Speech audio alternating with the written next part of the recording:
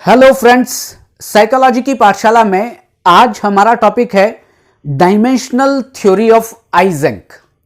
Eysenck का पूरा नाम है हैंस आइजेंक और ये ब्रिटिश साइकोलॉजिस्ट हैं और इनका जो जन्म हुआ था वो ब्रिटेन में नहीं हुआ था। इनका जन्म हुआ था बर्लिन जर्मनी में 4 मार्च 1916 में।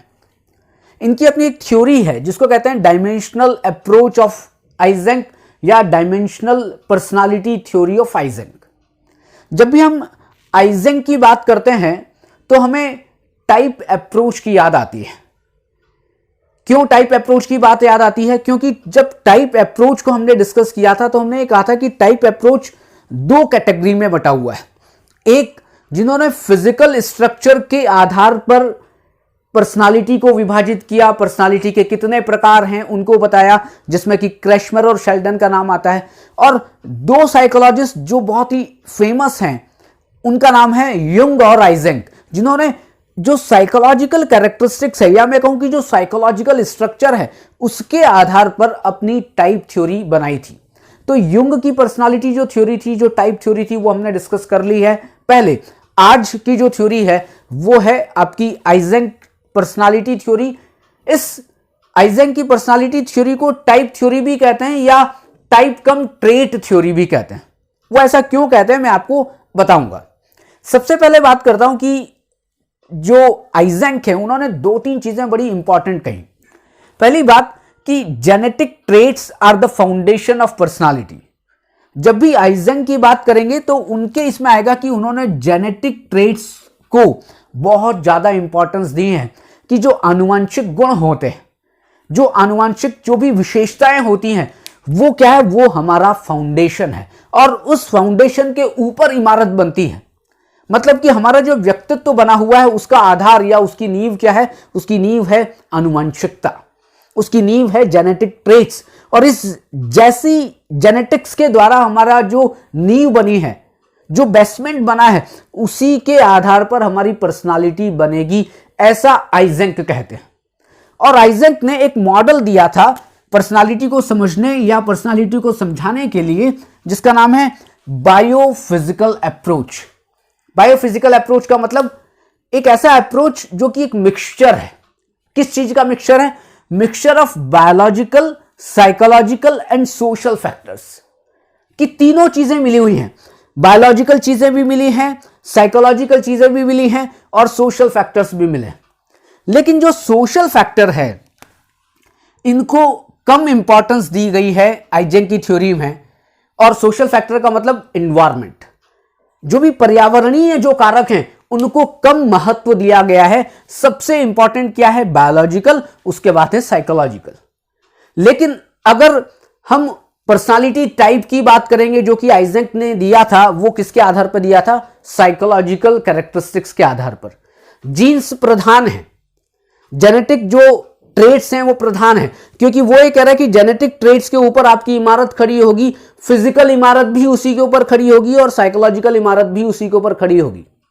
तो जैसा आपका नींव होगी, जैसा आपका बेसमेंट होगा, जैसी आपकी जेनेटिक जो इंफ्रास्ट्रक्चर होगा, उसी पर डिपेंड करेगा कि आप ऊपर से मतलब फिजिकल और साइकोलॉजिकल लेवल पर कैसे बनेंगे। लेकिन जब पर्सनालिटी को विभाजित करने की बात की गई, मतलब कितने प्रकार होते हैं व्यक्तित्व के, तब उन्होंने कहा कि साइकोलॉजिकल स्ट्रक्चर के आधार पर हम पर्सनालिटी को विभाजित करते हैं। और अब साइकोलॉजिकल स्ट्रक्चर के आधार पर इन्होंने पर्सनालिटी को 3 प्रकार इन्होंने बताए। बल्कि बुक्स तो ये कहती है कि साहब इनको टाइप अप्रोच में मत रखिए। क्यों ना रखें? क्योंकि आइजेंक की थ्योरी टाइप थ्योरी नहीं है, बल्कि आइजेंक ने टाइप की बात नहीं की है, आइजेंक ने बात की है डायमेंशंस की, विमाओं की। तो इसलिए कहा जाता है 3 डायमेंशनल थ्योरी ऑफ आइजेंक।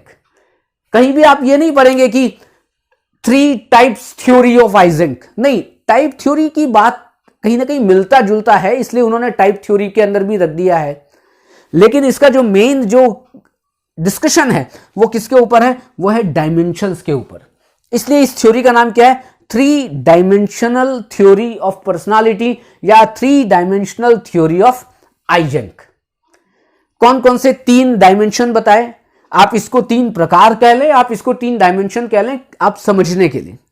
लेकिन विमाओं की बात पहले करिएगा, क्योंकि विमाएं ही या डायमेंशन ही आइजेंक ने बताई थी, प्रकार उन्होंने साइड में की। ठीक है, अगर ये एक विमा है तो ये इसकी एक प्रकार है, कि हम कहते हैं ये इंट्रोवर्जन एक्सट्रोवर्जन, तो इंट्रोवर्जन एक्सट्रोवर्जन एक प्रकार है, इस तरीके की बातें हैं। लेकिन आप अभी बात करेंगे 3 डायमेंशन की। अब 3 डायमेंशन कौन से? सबसे पहला उन्होंने कहा कि एक डायमेंशन है इंट्रोवर्जन एक्सट्रोवर्जन। डायमेंशन का मतलब क्या है? आपने वो झूला देखा है कभी? झूले में झूलने गए हो, वो झूला इस तरह से होता है। यदि आप थोड़ा सा इस पिक्चर को देखें, ये यहां पर एक आदमी बैठ सकता है, यहां पर दूसरा आदमी बैठ सकता है, और यहां पर इसका ये बेसमेंट मतलब ये इसके ऊपर खड़ा रहता है। तो कभी इधर का आदमी भारी हो जाता है तो उधर का ऊपर झूला उठ जाता है, और कभी उधर का आदमी भारी हो जाता है तो इधर का झूला उठ जाता है। इसी तरीके से झूला होता है ना। तो ये क्या है? ये एक पोल है, ये एक पोल है। अब इस पोल में क्या है? इन्होंने कहा कि देखो, व्यक्ति की अगर बात की जाए, या व्यक्ति के प्रकार की बात की जाए, या उस व्यक्ति की विमा की बात की जाए, विमा मतलब डायमेंशन की बात की जाए, तो ये क्या है? ये पूरी के पूरी एक विमा है, एक डायमेंशन है। अब इसको समझने के लिए इसको कह दें ये एक्सट्रोवर्जन, ये इंट्रोवर्जन, या ये कह लें कि ये इंट्रोवर्जन, ये एक्सट्रोवर्जन। ये क्या हो गया? एक डायमेंशन। यहां पर क्या लिखा है देखिए, फर्स्ट डायमेंशन क्या है? Introversion extroversion. तो ये डायमेंशन क्या है? ये इंट्रोवर्जन, ये एक्सट्रोवर्जन। अब आपको इंट्रोवर्जन और एक्सट्रोवर्जन की कैरेक्टरिस्टिक्स को तो पता है। इंट्रोवर्जन का मतलब कि जो लिबिडो का जो फ्लो है वो इनर ओरिएंटेड है, और जो एक्सट्रोवर्जन का मतलब क्या है कि लिबिडो का जो फ्लो है वो आउटर ओरिएंटेड है। ये बड़ी सिंपल सी डेफिनेशन है इंट्रोवर्जन एक्सट्रोवर्जन की। इन्होंने युंग की थ्योरी को स्वीकार तो किया है आइजेंक ने, लेकिन उन्होंने ये कहा कि साहब, युंग ने कहा कि 2 अलग अलग प्रकार होते हैं, इंट्रोवर्जन अलग है, एक्सट्रोवर्जन अलग है। इन्होंने कहा नहीं साहब, 2 प्रकार नहीं होते। इन्होंने कहा क्या ऐसा हो सकता है कि ये दोनों क्या है? एक दूसरे के विपरीत है, और एक दूसरे के विपरीत है, इसलिए इनको एक ही डायमेंशन में रखकर हम मेजरमेंट कर सकते हैं, एक ही डायमेंशन में। और एक ही डायमेंशन में मेजरमेंट करके क्यों रख सकते हैं? क्योंकि उन्होंने कहा कि ऐसा नहीं होता कि एक व्यक्ति एक समय में, सुनिएगा, एक व्यक्ति एक समय में ही इंट्रोवर्जन भी हो, इंट्रोवर्ट भी हो और एक्सट्रोवर्ट भी हो। ऐसा कभी हो सकता है क्या? नहीं। कभी आप सिचुएशन के आधार पर इंट्रोवर्ट हो जाएंगे, तो कभी आप सिचुएशन के आधार पर हम एक्सट्रोवर्ट हो जाएंगे। नहीं नहीं साहब, मैं तो एक साथ ही इंट्रोवर्ट और एक साथ ही एक्सट्रोवर्ट भी हूं, ऐसा तो नहीं होगा। अगर ऐसा नहीं है तो फिर हम क्या करें ना, यहां पर एक ये डायमेंशन बना दें, मतलब कि 2 पोल बना दें। इस पोल पर इंट्रोवर्जन है, इस पोल पर एक्सट्रोवर्जन है। ये एक दूसरे के विपरीत है, लेकिन एक ही व्यक्ति में हो सकते हैं। हो सकते हैं का मतलब इंट्रोवर्जन की भी मात्रा हो सकती है, एक्सट्रोवर्जन की भी मात्रा हो सकती है। यदि उसमें इंट्रोवर्ट बहुत हुआ तो इंट्रोवर्ट पर्सनालिटी टाइप हो जाएगा, और एक्सट्रोवर्ट बहुत हुआ तो एक्सट्रोवर्ट बहुत ज्यादा हो जाएगा। लेकिन आइजेंक ये कहते हैं कि व्यक्ति परिस्थितियों के अनुसार इंट्रोवर्जन और एक्सट्रोवर्जन की कैरेक्टरिस्टिक्स को अपनाता है, या इंट्रोवर्ट और एक्सट्रोवर्ट होता है, तो ये क्या है? बीच में, मतलब कि वो हमेशा, अधिकांश व्यक्ति कहां पर होते हैं? उनके बीच में होते हैं। मतलब कि ना वो बहुत ज्यादा एक्सट्रोवर्ट होते हैं, ना ही वो बहुत ज्यादा इंट्रोवर्ट होते हैं। अब आते हैं दूसरे पोल पर। दूसरा पोल क्या है, या दूसरा डायमेंशन क्या है? Neuroticism stability. मतलब कि एक तरफ न्यूरोटिसिज्म है और दूसरी तरफ स्टेबिलिटी है।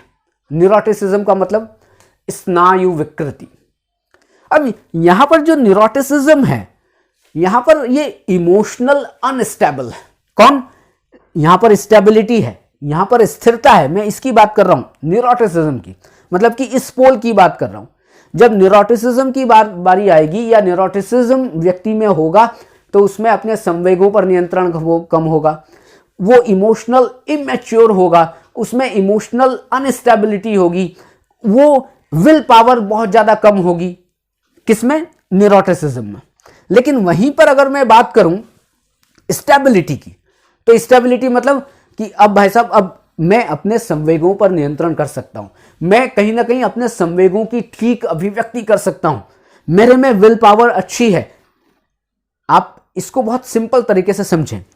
ये एक पोल है, इस जगह आप अनस्टेबिलिटी को रख दें, अनस्टेबिलिटी, और इस तरफ रख दें आप स्टेबिलिटी। इसका मतलब क्या है, इस तरफ यहां पर रख दिया मैंने स्थिरता और यहां पर रख दिया मैंने अस्थिरता, बस यही एक पोल है। व्यक्ति क्या होता है, व्यक्ति अस्थिरता की तरफ भी जा सकता है और व्यक्ति स्थिरता की तरफ भी जा सकता है। क्यों? क्योंकि दोनों, जैसे कि इंट्रोवर्ट और एक्सट्रोवर्ट पर्सनालिटी दोनों अपोजिट थी, वैसे स्थिरता और अस्थिरता दोनों अपोजिट हैं। एक साथ ही रखकर या एक पोल में ही रखकर, एक डायमेंशन में ही रखकर हम उनकी स्टडी कर सकते हैं। व्यक्ति क्या होगा, जब स्टेबिलिटी होगी तो स्टेबिलिटी की तरफ, अनस्टेबिलिटी होगी तो अनस्टेबिलिटी की तरफ। अनस्टेबिलिटी मतलब न्यूरोटिसिज्म की मात्रा बढ़ेगी।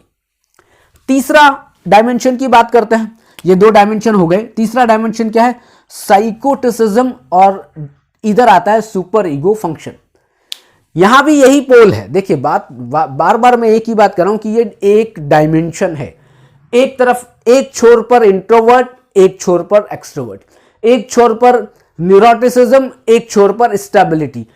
तीसरा पोल की अगर बात करें तो एक छोर पर साइकोटिसिज्म, एक पोल पर सुपर ईगो फंक्शन। विवेक के दो हाथ हैं, विवेक के दो हाथ हैं, दोनों एक साथ काम करते हैं। काम करते हैं का मतलब कभी ये हाथ ऊपर चला जाता है, कभी ये हाथ ऊपर चला जाता है, लेकिन काम एक साथ होता है। एक साथ ही दोनों मेरे शरीर के अंदर है। तो वैसे ही ये दोनों पोल अपोजिट हैं, ये भी दोनों पोल अपोजिट हैं। इंट्रोवर्जन एक्सट्रोवर्जन अपोजिट हैं, लेकिन व्यक्ति में एक साथ रहते हैं। तो तीसरा डायमेंशन क्या है, साइकोटिसिज्म, सुपर ईगो फंक्शन। अगर आप मनोविज्ञान एबनॉर्मल साइकोलॉजी की बात करेंगे तो साइकोसिस एक बीमारी है, बीमारी नहीं है बल्कि एक बीमारियों की, मानसिक बीमारियों की एक कैटेगरी है। उस कैटेगरी से संबंधित या उस कैटेगरी के समान जो व्यक्ति होते हैं, बिल्कुल वही कैरेक्टरिस्टिक्स होती है साइकोटिसिज्म में। लेकिन यहां उन्होंने कहा कि साहब पुअर मेमोरी, पुअर कंसंट्रेशन, मतलब हर चीज कम है, इनमें बहुत ज्यादा क्रूरता है, इनमें बिल्कुल असंवेदनशीलता है, ये किसी के प्रति दया नहीं रखते हैं, हर समय गुस्सा ही गुस्सा करते रहते हैं, संबंध बिल्कुल खराब हैं किसके, साइकोटिसिज्म के। लेकिन दूसरी तरफ यहां पर क्या है, सुपर ईगो फंक्शन। हमेशा सुपर ईगो का मतलब नैतिकता, मोरालिटी। आपने अगर फ्राइड की थ्योरी पढ़ी होगी, सुपर ईगो का संबंध किससे होता है, नैतिकता से होता है। तो जैसे ही वह व्यक्ति इस तरफ जाएगा तो वो नैतिकता की तरफ जाएगा, वो आदर्श की तरफ जाएगा, और इस तरफ जाएगा तो यहां पर आदर्श की बात नहीं है, यहां पर एग्रेशन की बात है, यहां पर बायोलॉजिकल इंस्टिंक्ट्स की बात है, यहां पर क्रूरता की बात है, यहां पर असंवेदनशीलता की बात है, यहां पर पुअर कंसंट्रेशन की बात है, पुअर मेमोरी की बात है। ये सब सारे डायमेंशन, तीन डायमेंशन। पहला डायमेंशन का नाम क्या है, इंट्रोवर्जन एक्सट्रोवर्जन, दो पोल हैं, अपोजिट है। दूसरा डायमेंशन क्या है, न्यूरोटिसिज्म स्टेबिलिटी, यहां भी दो पोल नजर आ रहे हैं। तीसरा डायमेंशन क्या है, साइकोटिसिज्म और सुपर ईगो फंक्शन, यहां भी दो पोल नजर आ रहे हैं। ये थ्योरी बनाई कैसे थी पता है आपको? इन्होंने क्या किया कि आइजेंक ने कहा कि साहब जो युंग है उन्होंने दो प्रकार बताए थे, बिल्कुल ठीक है। उन्हीं दो प्रकारों की सत्यता की जांच करने के लिए इन्होंने 10,000 लोगों को लिया, और 10,000 लोगों में सामान्य लोग भी थे और मानसिक रोगी भी थे। इन दोनों, मतलब मानसिक रोगी और सामान्य लोग, इन दोनों को मिलाकर 10,000 लोग बनाए और 10,000 लोगों का ऑब्जर्वेशन किया। स्टैटिस्टिकल एनालिसिस के बाद ये तीन डायमेंशन बताए हैं। पहला डायमेंशन इंट्रोवर्जन एक्सट्रोवर्जन, दूसरा dimension neuroticism stability, third dimension साइकोटिसिज्म and super ego function. ये आपकी थ्योरी फिनिश आइजेंक की। कल फिर एक नए टॉपिक के साथ मिलते हैं। धन्यवाद, बहुत बहुत धन्यवाद।